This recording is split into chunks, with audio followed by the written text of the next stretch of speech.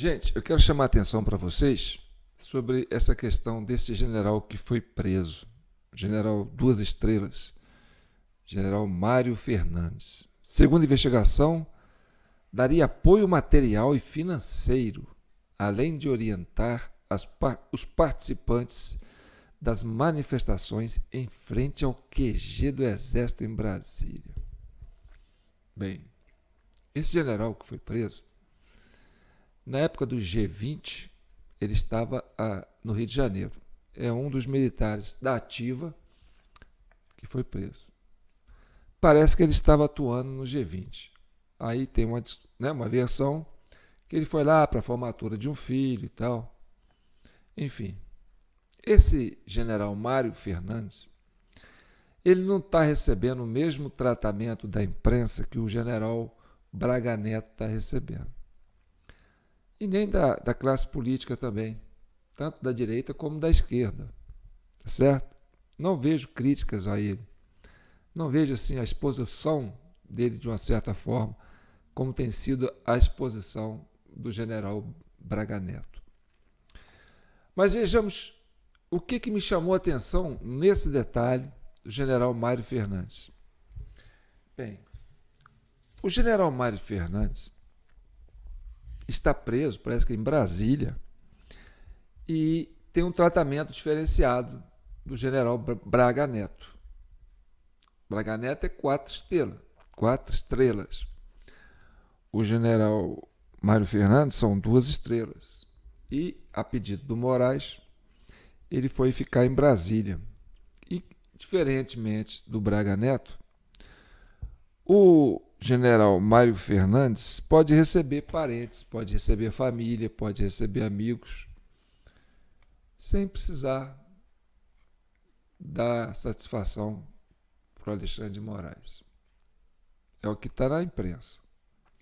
Já o general Braga Neto não pode receber ninguém. Não pode receber ninguém. E tem uma coisa que me chama a atenção,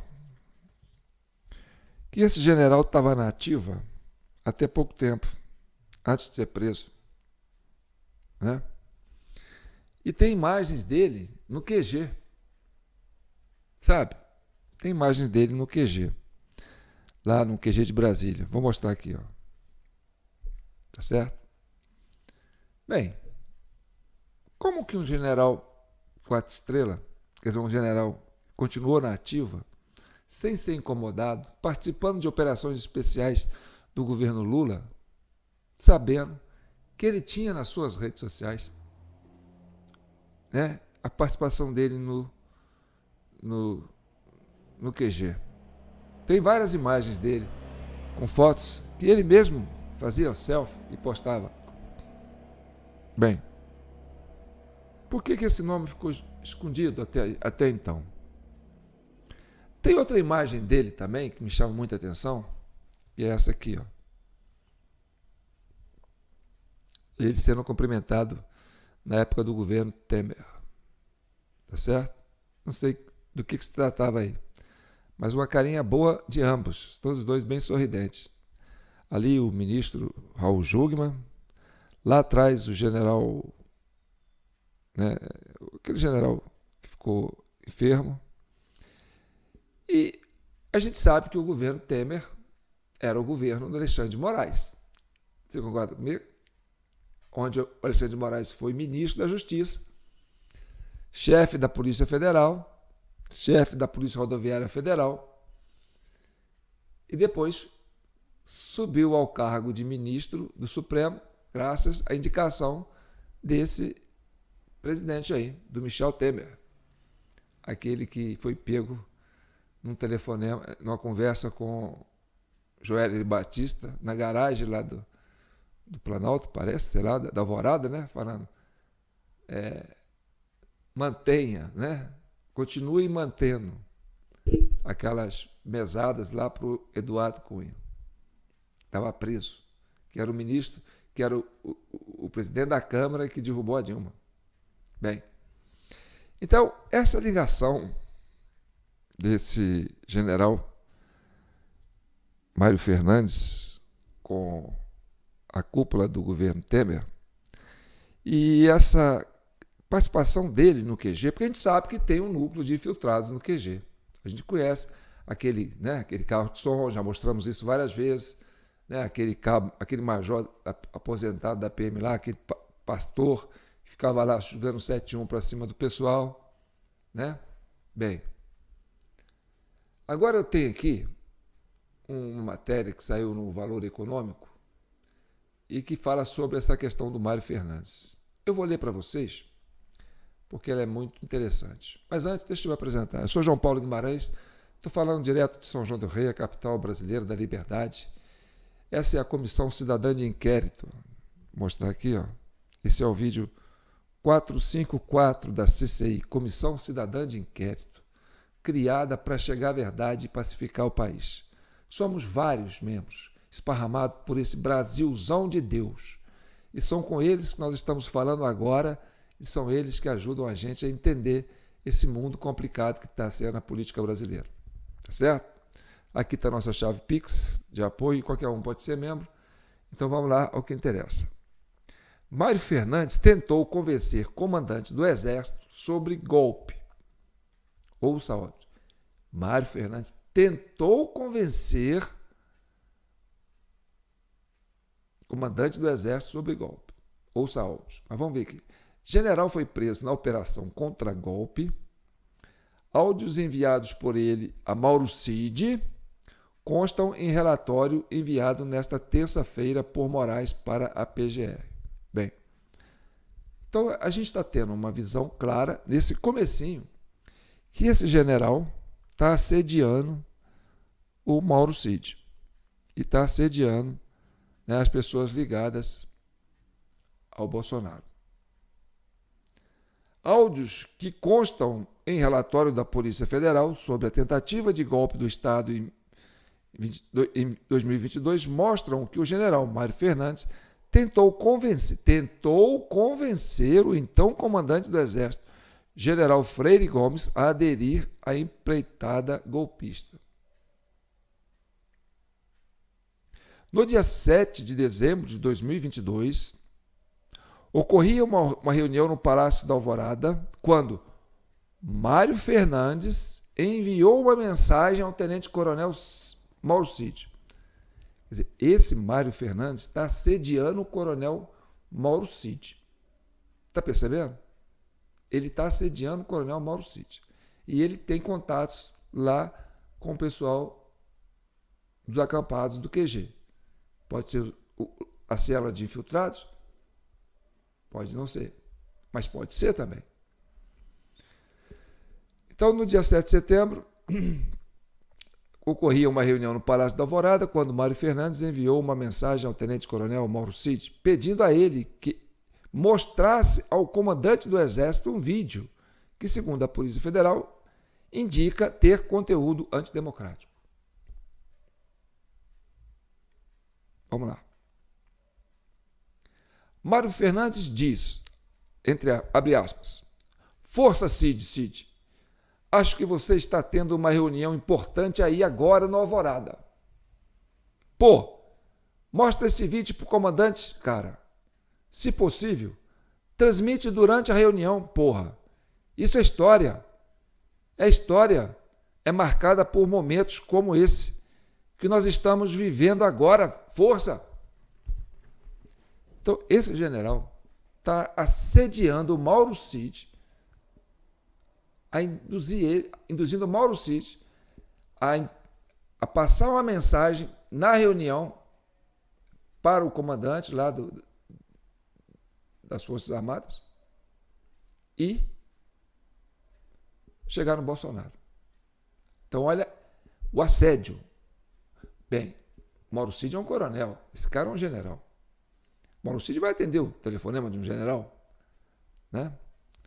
Participam da reunião o então presidente Jair Bolsonaro, os comandantes do Exército, da Marinha, além do ministro da Defesa, para a apresentação da minuta do golpe de Estado. Apresentação da minuta do golpe de Estado. Isso aqui é o texto que está falando, tá certo? Não existe isso. Existe uma reunião entre eles, Mas não tem nada que comprova ali discussão de uma minuta de golpe de Estado. Vamos lá. Segundo a Polícia Federal, um dia após, Mário Fernandes indica ter conversado pessoalmente com Bolsonaro e demonstra preocupação com os movimentos antidemocráticos que se alastravam nas ruas. Um dia antes conversou? Não conversou? E se conversou? O que o Bolsonaro falou? Não sei. Assediou o Bolsonaro também. Aqui, segundo ele, a notícia. A principal preocupação dele, esse Fernandes, era de que o controle fosse perdido sobre a massa de pessoas envolvidas nas manifestações. Como é que vai perder o controle de uma massa envolvida nas manifestações? Que eram manifestações pacíficas.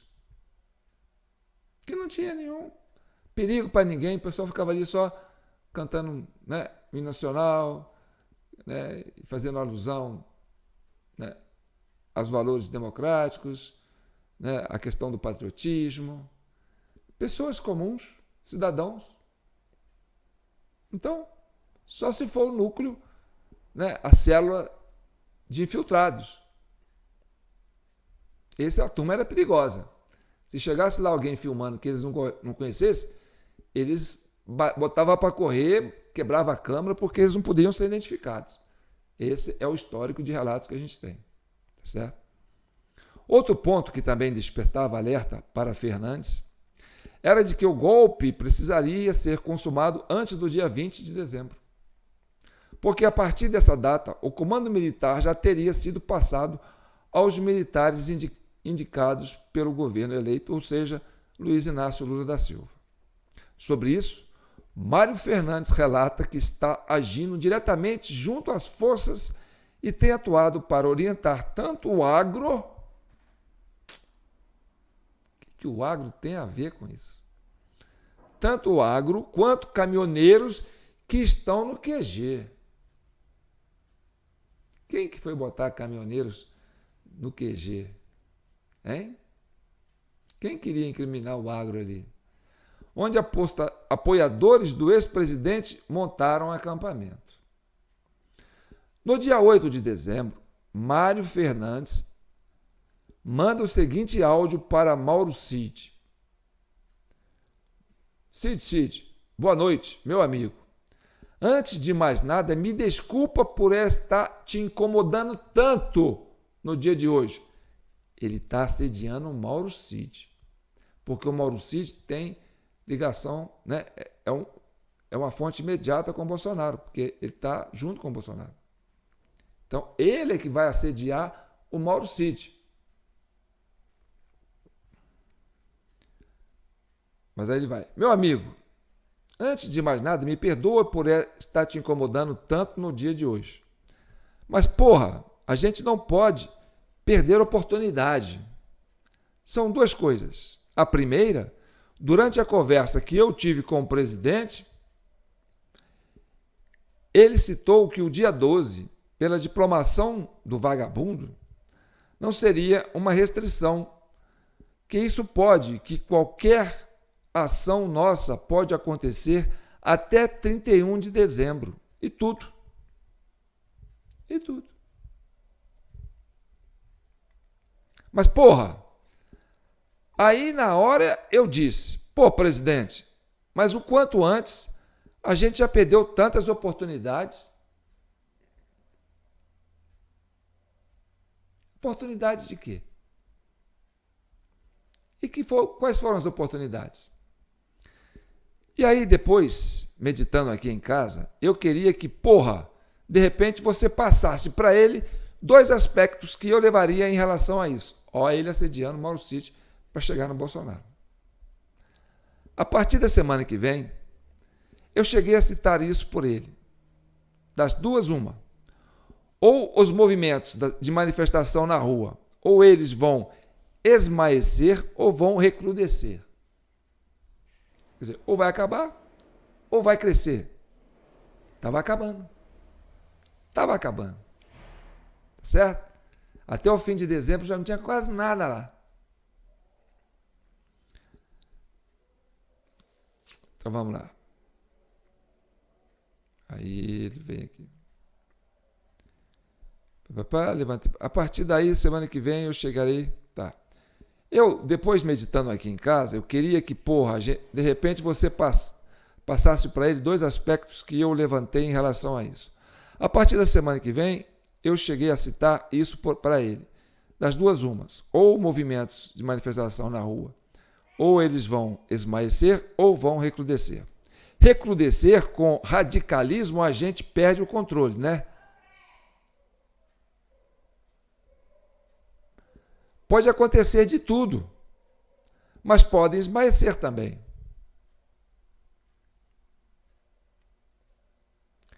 Vou até te mandar um vídeo aqui abaixo da situação em frente ao PDC do Rio de Janeiro. Tá ok? E o outro aspecto é que, nós temos já passagens de comando dos comandantes da Força Armada, já 20 e ponto. E aí, já vão passar o comando para aqueles que estão sendo indicados para o eventual governo do presidiário. E aí tudo fica mais fácil, cara, para qualquer ação. Então, esses 2 aspectos são importantes, certo? Completamente o general. Fecha aspas, né? Completando o general. Bem, o Mário Fernandes também diz que está agindo diretamente com as forças, mas que tem enfrentado percalços em relação aos mandados de busca e apreensão autorizados pelo Supremo Tribunal Federal, STF. Aí, abre aspas, né? Cid, o segundo ponto é o seguinte: eu estou tentando agir diretamente junto às forças, mas, se tu pudesse pedir para o presidente ou para o gabinete do presidente atuar, a gente tem procurado orientar tanto o pessoal do agro como os caminhoneiros que estão em frente ao QG.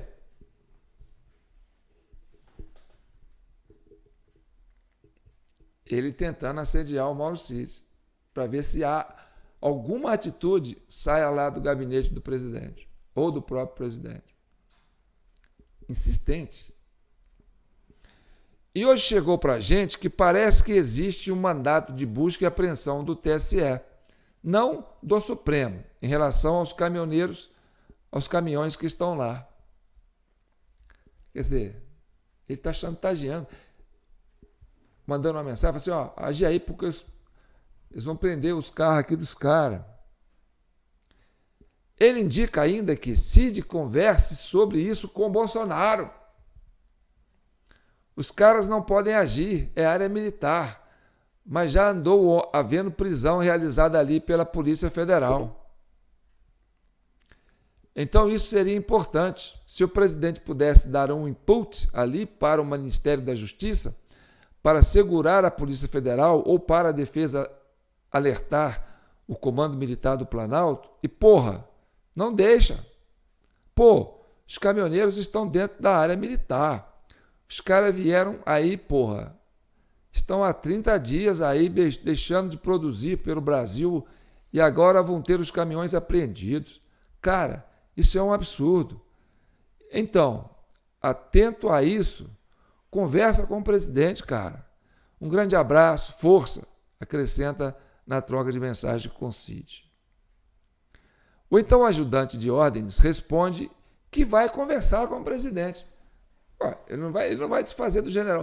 O general está insistindo com ele, cara. Vai ligando para ele direto. Fala com o presidente, você está do lado dele. Fala com o presidente. Ele fala, calma, vou falar com o presidente. Tá. Aí o Cid manda um recado. Ele tem essa personalidade às vezes. Ele espera para ver até onde vai. Ver os apoios que tem. Só que às vezes o tempo está curto. Não dá para esperar muito mais. Ou seja, até o Mauro Cid mandou na mensagem para esse general dizendo que o Bolsonaro não vai fazer nada, porque ele não tem apoio, porque ele não vai botar a boca em cubuca, ele não vai meter a cara em plano doido, ele quer andar nas 4 linhas. Então, se ele não tem apoio, e as orientações que ele estava recebendo não davam embasamento para ele sentir firmeza, ele falou, não vou fazer nada. Então, por que eu chamei essa questão aqui para a gente conversar sobre isso? Por causa do tratamento diferenciado que esse cara está recebendo pelo Alexandre de Moraes, certo? Ele tem, né, essa vantagem de poder conversar, levar quem ele quiser lá para conversar, os parentes, e o Braga Neto não.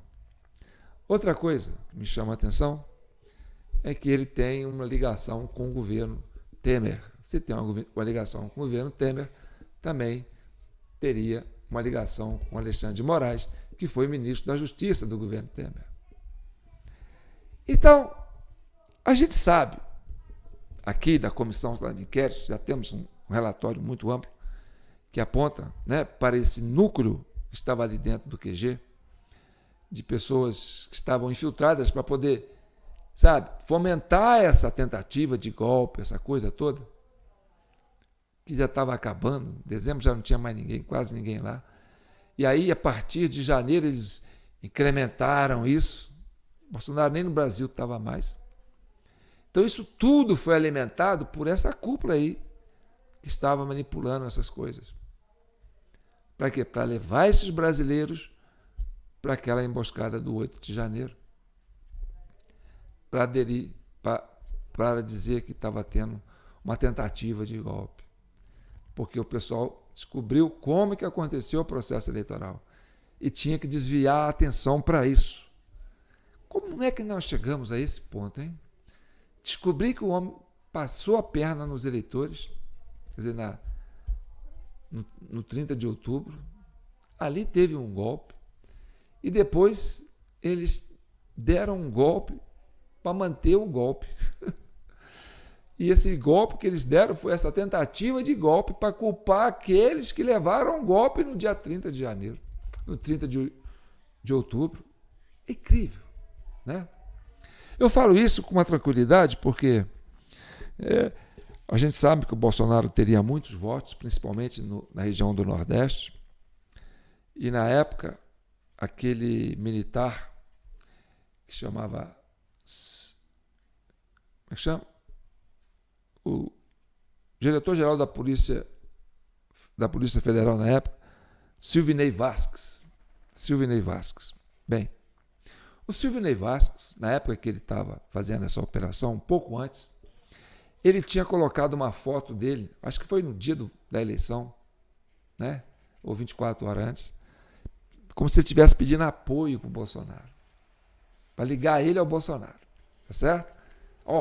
Esse é o comandante lá da Polícia Rodoviária Federal que pediu voto para o Bolsonaro. Agora ele está fazendo blitz no Nordeste. Tá certo? Então, meu amigo, quando aquilo foi a público, que a imprensa caiu matando a pau em cima, no final da apuração, no final das eleições, o Alexandre de Moraes reúne ali com o Pachequim, a ministra Rosa Weber, que era presidente do STF na época. E aí dá uma declaração para a imprensa que as eleições aconteceram normal, que teve isso lá no Nordeste, mas que ele conversou há pouco agora, sentado ali no reservado, só ele e o comandante Silvinei Vasquez, da Polícia Federal, e que ele me falou que não teve problema, que não atrapalhou a eleição de ninguém, que ninguém atrasou, que se atrasou foi pouco, que ninguém deixou de votar por causa disso. Portanto, o Silvinei Vasquez está tranquilo nisso, não tem nada com ele, pode ficar tranquilo. Essas operações aconteceram normalmente. Mas houve aquele bafafá na imprensa, né? Deixa o Nordeste votar. Bolsonaro não quer deixar o Nordeste votar porque lá o eleitor é do Lula. E foi justamente no Nordeste onde o Lula teve mais votos. E aí, meu amigo, depois que esse Silvinei Vasquez foi preso, ele declarou que quem mandou ele fazer as operações de blitz no Nordeste foi o a Justiça Eleitoral, Alexandre de Moraes. Então ele fez isso a mando da Justiça Eleitoral. Que crime, que golpe, que armadilha, que artimanha. Fazer o cara postar uma foto dele apoiando o Bolsonaro. Porque no dia seguinte ele vai aparecer fazendo blitz nas Nordeste. E vão usar isso contra o Bolsonaro, para dizer que o Bolsonaro não queria deixar o pessoal votar no Nordeste, porque lá era reduto do Lula. Mas, na verdade, segundo as nossas informações, os nossos levantamentos, essas blitz foi para diminuir a presença do eleitor nas urnas, para ter mais abstenção, para que o mesário pudesse fazer aquele serviço malvado de votar no lugar do eleitor que não foi. E aí facilitar essa diferença que estava grande, para diminuir essa diferença, para que pudesse fazer o serviço depois das 17 horas e dar a vitória para o Lula. Então, política no Brasil não é para amador. Eu venho falando isso há muito tempo. E nós, da Comissão Cidadã de Inquérito, estamos aqui para ajudar você a entender isso. Porque a gente quer chegar à verdade e quer pacificar a nação brasileira. Então, tudo que a gente coloca aqui é material de análise, material de consulta de parlamentares, de procuradores, de promotores, de advogados e da população do modo geral. Essa linha de raciocínio que nós estamos passando aqui, a gente quer que você debata sobre isso, que você estuda sobre isso, se isso tem ou não tem fundamento, o que nós estamos apresentando aqui. Tá bom? Então, fiquem com Deus. E não esqueçam de comentar, curtir e compartilhar, porque esse debate tem que ser ampliado. Tá certo? E aqueles que estão colaborando com o Pix, eu fico muito agradecido.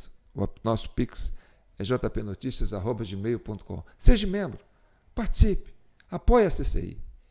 É um projeto sério, um projeto, entendeu? Que está voltado para pacificar o país, mas é mais importante ainda a gente chegar à verdade, porque política não é para amador, tá certo? Fique com Deus.